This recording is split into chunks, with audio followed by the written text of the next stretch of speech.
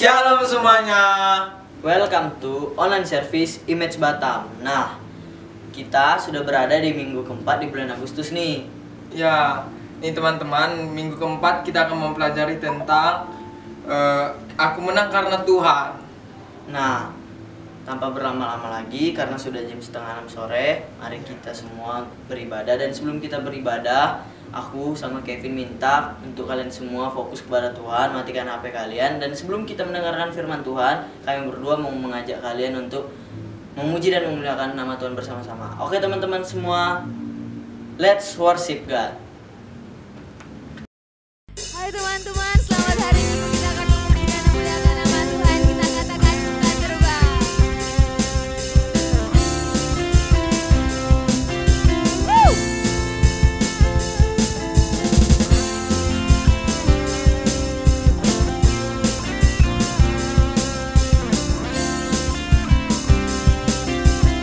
Katakan firman-Mu.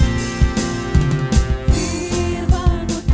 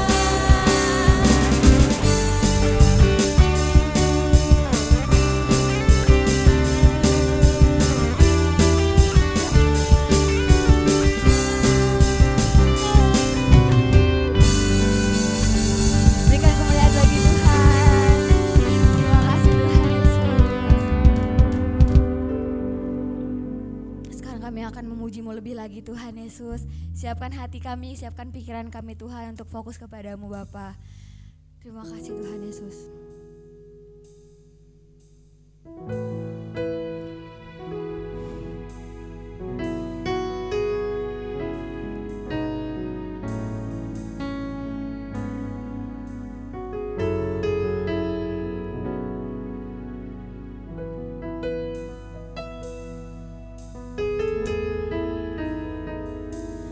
Above all powers, above all king, above all nature and all reality, above all wisdom and all the ways of man. You had me before the world began.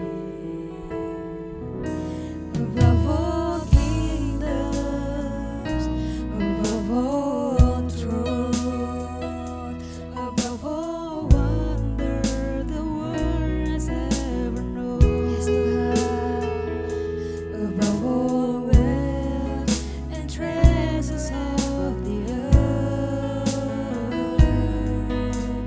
there's no way to measure what you were.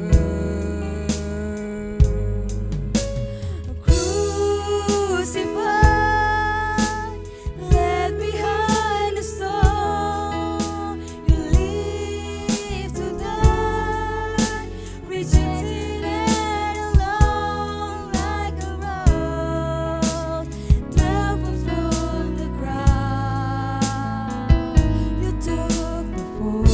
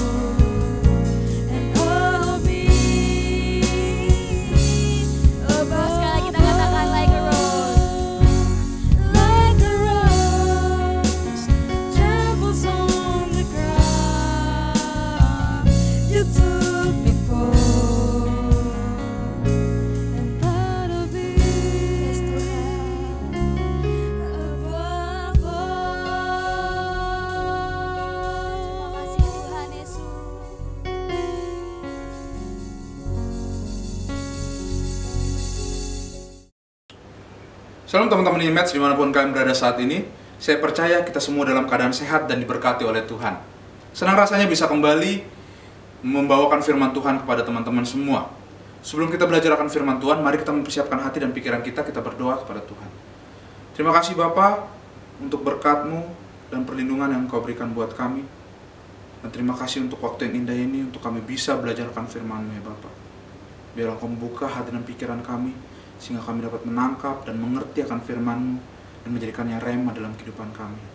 Kami siap mendengar firman-Mu, hanya dalam nama Tuhan Yesus kami bersyukur, haleluya, amin. Bila kita melihat keseluruhan kisah yang dituliskan dalam Alkitab, kita dapat menemukan bahwa kejayaan, keamanan, kekuatan, keberhasilan, dan bahkan kemenangan yang diperoleh oleh seluruh tokoh yang ditulis dalam Alkitab, itu semua bukan karena kepintaran mereka, bukan karena kebijakan mereka, bukan karena keahlian mereka, atau bahkan bukan karena kekuatan mereka. Tapi faktor penentu utama dari semuanya adalah bagaimana sikap hati mereka kepada Tuhan. Sama halnya dengan tokoh Alkitab yang akan kita pelajari pada hari ini, yang terdapat di dalam 2 Tawarik 27 ayat 1-9. Kita tidak akan membaca keseluruhan dari perikop ini. Teman-teman nanti bisa baca di rumah. Saya akan membaca 4 ayat saja, yaitu ayat 1, ayat 2, ayat 5, dan juga ayat 6. Mari kita baca firman Tuhan ini. 2 Tawarik 27 ayat 1 dikatakan, Yotam berumur 25 tahun pada waktu ia menjadi raja, dan 16 tahun lamanya ia memerintah di Yerusalem. Nama ibunya ialah Yerusa, anak Zadok. Lalu ayat kedua dikatakan, ia melakukan apa yang benar di mata Tuhan, tepat seperti yang dilakukan Usia ayahnya. Hanya ia tidak memasuki bait Tuhan, tetapi rakyat masih saja melakukan hal yang merusak. Lalu di ayat kelima dikatakan, ia berperang melawan Raja Bani Amon dan mengalahkannya. Sehingga pada tahun itu juga Bani Amon membayar kepadanya 100 talenta perak, 10.000 kor gandum, dan 10.000 kor jelai. Juga pada tahun kedua dan ketiga Bani Amon membawa upeti itu kepadanya. Di ayat 6 dikatakan, Yotam menjadi kuat karena ia mengarahkan hidupnya kepada Tuhan Allahnya. Mari kita baca ayat 5 sekali lagi. Di sana dikatakan, ia berperang melawan Raja Bani Amon dan mengalahkannya. Atau bisa kita katakan, ia berperang melawan Raja Bani Amon dan mendapatkan kemenangan. Ya, sama seperti tema yang akan kita pelajari pada hari ini, yaitu aku menang karena Tuhan. Sebelum kita belajar lebih dalam, saya mau mengajak kita mengenal siapa ini Raja Yotam. Kalau dalam bahasa Ibrani dikatakan, nama Yotam itu memiliki arti Allah adalah sempurna. Dan dikatakan, Raja Yotam adalah raja ke-11 dari kerajaan Yehuda. Dan dia menjadi raja di umur 25 tahun dan memerintah selama 16 tahun.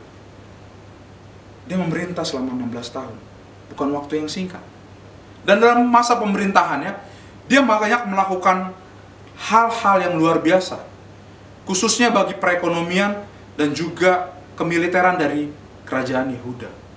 Di mana dia membangun tiang-tiang, gerbang-gerbang, dan juga benteng-benteng yang untuk menjaga daripada kerajaannya. Namun meski Yotam mencapai keberhasilannya, ia bukan menjadi orang yang sombong atau takabur. Tapi dia tetap menjadi orang yang mengingat Tuhannya, yang sudah memberikan itu semua. Dan dia bahkan juga dikatakan mendirikan pintu gerbang tinggi di rumah Tuhan. Jadi dia bukan hanya mendirikan gerbang-gerbang, bukan hanya mendirikan benteng, tapi juga dia mendirikan pintu gerbang tinggi di rumah Tuhan. Dia mengingat akan rumah Tuhan. Makanya segala sesuatu yang dilakukan dia itu dibuat Tuhan berhasil.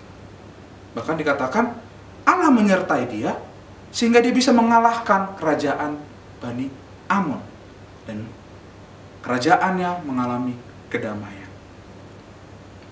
Kalau kita melihat daripada kisah Raja Yotam ini, banyak hal yang kita bisa pelajari dari Raja Yotam ini.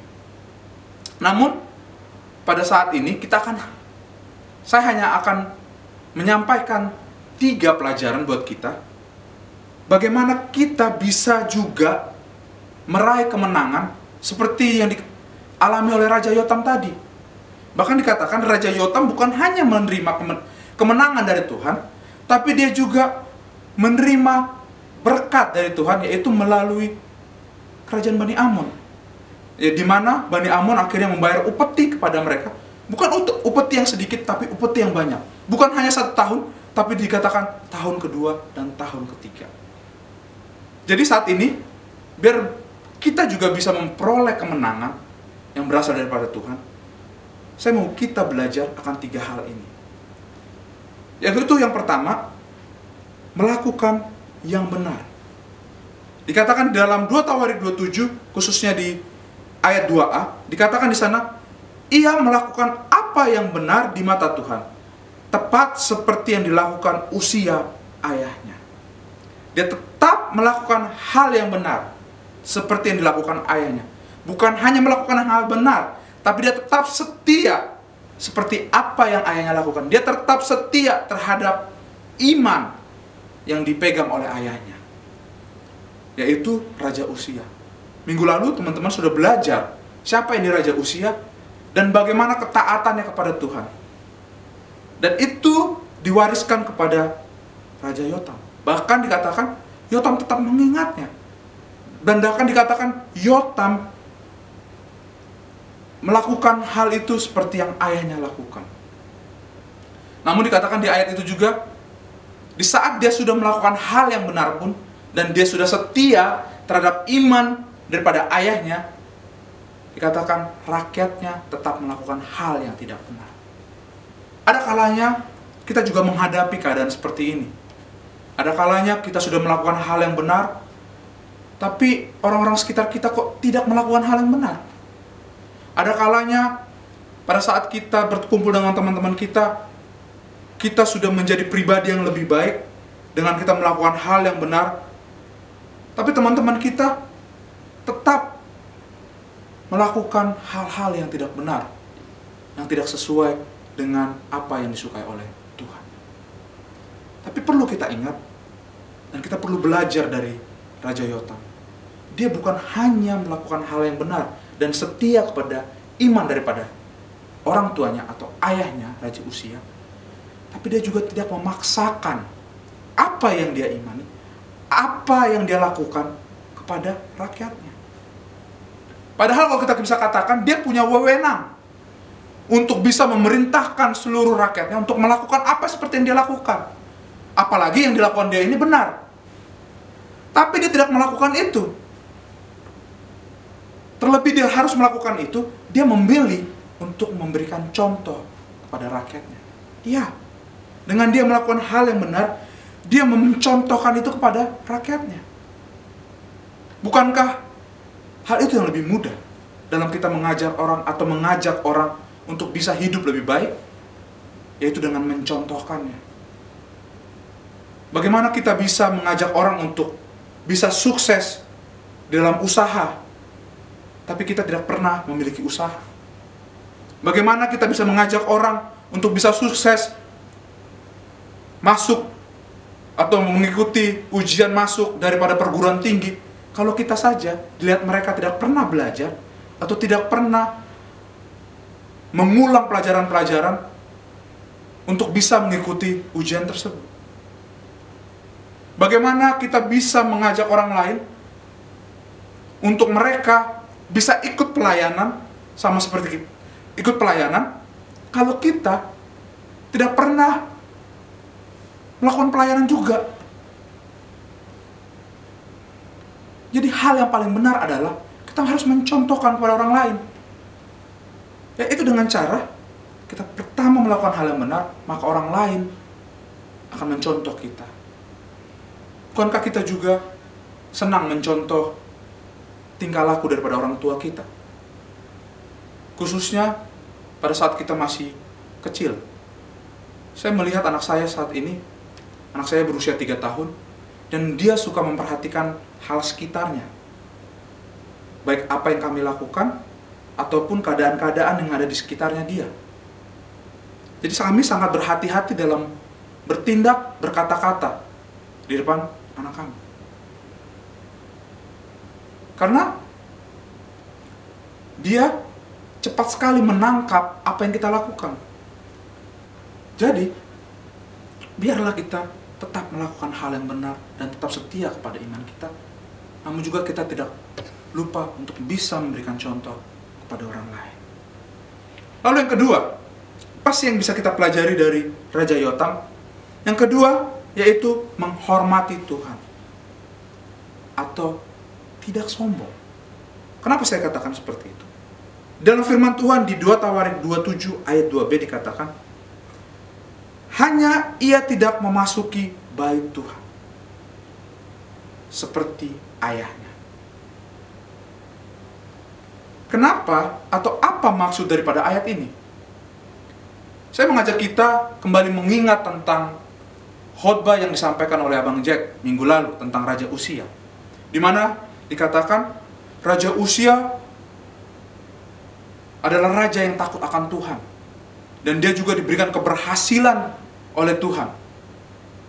Namun di tengah kejayaannya, di tengah keberhasilan yang dia peroleh, dia mulai berubah setia kepada Tuhan, dan dia masuk ke dalam bait Tuhan, dan dikatakan di sana dia membakar ukupan di atas mezbah pembakaran ukupan, yang harusnya hal itu tidak boleh dilakukan oleh raja atau siapapun kecuali orang Lewi ataupun imam. Kita baca di dalam 2 Tawarik 26 ayat 16 sampai 18. Di sana dikatakan, setelah ia menjadi kuat, ia menjadi tinggi hati sehingga ia melakukan hal yang merusak. Ia berubah setia kepada Tuhan Allahnya dan memasuki bait Tuhan untuk membakar ukupan di atas mezbah pembakaran ukupan. Tetapi Imam Azaria mengikutinya dari belakang bersama-sama 80 imam Tuhan, orang-orang yang tegas. Mereka berdiri di depan Raja Uzia dan berkata kepadanya, "Hai Uzia, engkau tidak berhak membakar ukupan kepada Tuhan. Hanyalah imam-imam keturunan Harun yang telah dikuduskan yang berhak membakar ukupan. Keluarlah dari tempat kudus ini karena engkau telah berubah setia. Engkau tidak akan memperoleh kehormatan dari Tuhan Allah karena hal ini." Dia tidak menghormati Tuhan. Dia menjadi sombong akan apa yang dia telah peroleh. Bukankah hal ini juga sering kita alami? Kita menjadi sombong akan apa yang kita peroleh. Kita menjadi sombong pada saat kita mulai memiliki nilai yang tinggi. Kita menjadi sombong saat kita mulai melakukan pelayanan dan kita lebih baik dari orang lain. Kita menjadi sombong ketika kita mulai bisa memiliki pekerjaan atau kita bisa mulai memiliki penghasilan lebih baik daripada orang lain. Jangankan kita menjadi sombong kepada orang lain, kita juga sering sombong kepada Tuhan. Kita sering merasa bahwa kita bisa bermain alat musik dan melayani Tuhan itu bukan karena Tuhan, tapi karena hasil dari apa yang kita latih, sehingga kita bisa sampai saat ini bisa melayani Tuhan dengan baik melalui bermain musik. Atau bahkan kita juga saat kita mulai mulai merintis usaha dan kita memiliki usaha yang baik, kita mulai sombong dan kita mulai tidak menghormati Tuhan. Hal apa yang membuat kita tidak menghormati Tuhan? Kita mulai tidak datang kepada Tuhan.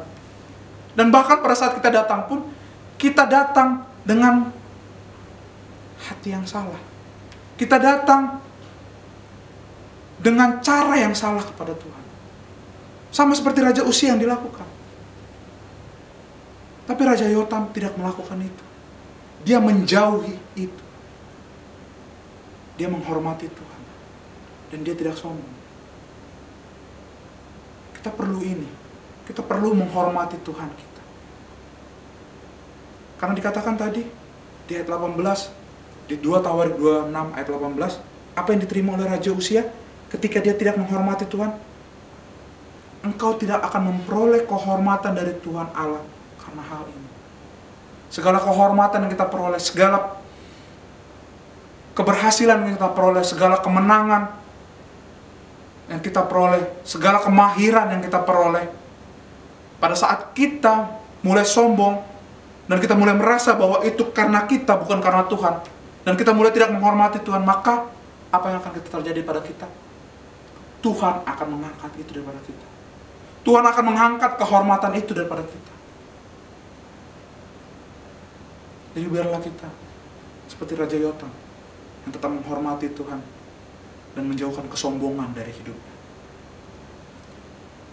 Lalu yang ketiga, kita mau apa yang bisa kita pelajari dari Raja Yotam? Yaitu mengarahkan hidupnya kepada Tuhan, atau bisa dikatakan takut akan Tuhan. Dalam 2 Tawarik 27 ayat 6 dikatakan, Yotam menjadi kuat karena ia mengarahkan hidupnya kepada Tuhan Allahnya. Dikatakan, bukan dikatakan di sini, Yotam menjadi kuat karena dia berlatih berperang.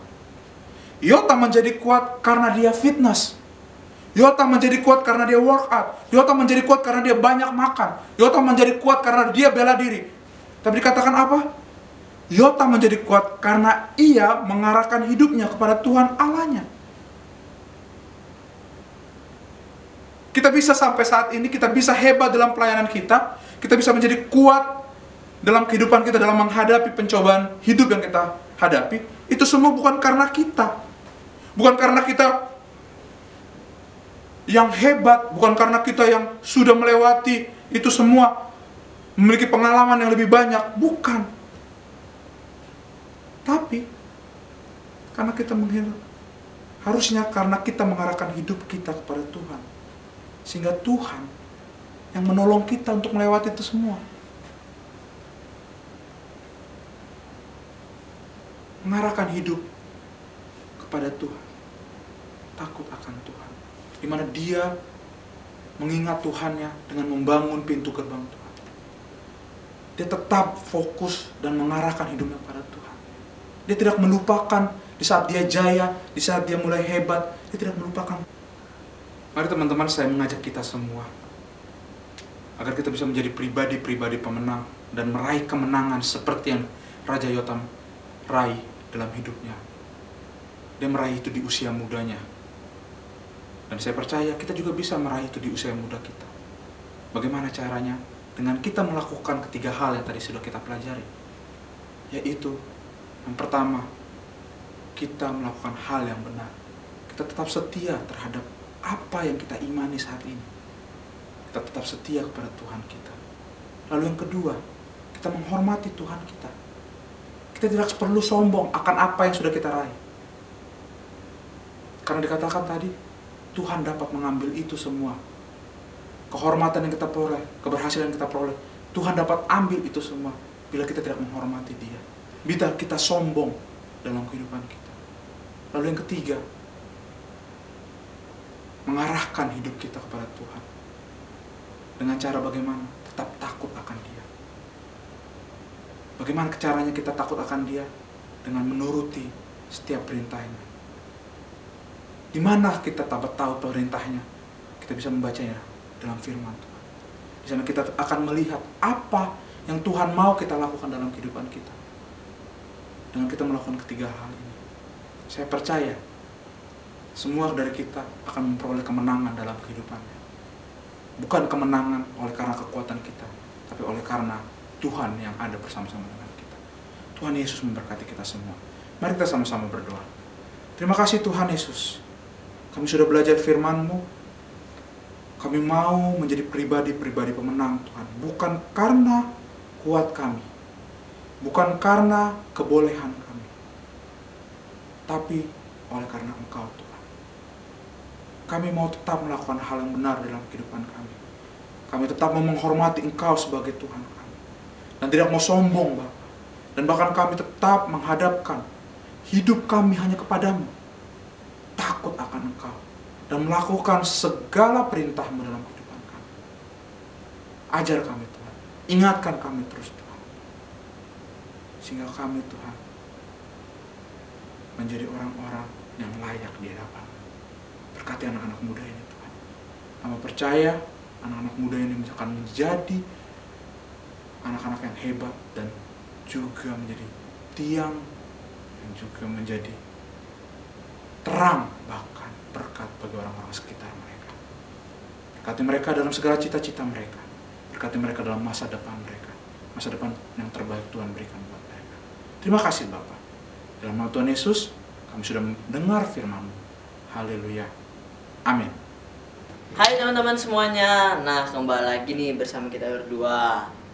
Gimana tadi firmannya? Pasti keren banget kan? Yoi dong. Nah, buat teman-teman semua yang merasa terberkati, silahkan share video ini ke teman-teman kalian semua. Serta jangan lupa untuk like, comment, dan subscribe YouTube channel kita. Dan jangan lupa juga di follow akun Instagram kita di Image Batam. oke teman-teman semua, sampai di sini saja perjumpaan kita minggu ini. Sampai ketemu minggu depan jam 5:30 sore di YouTube channel Image Batam. Kami pamit ya guys. God bless you.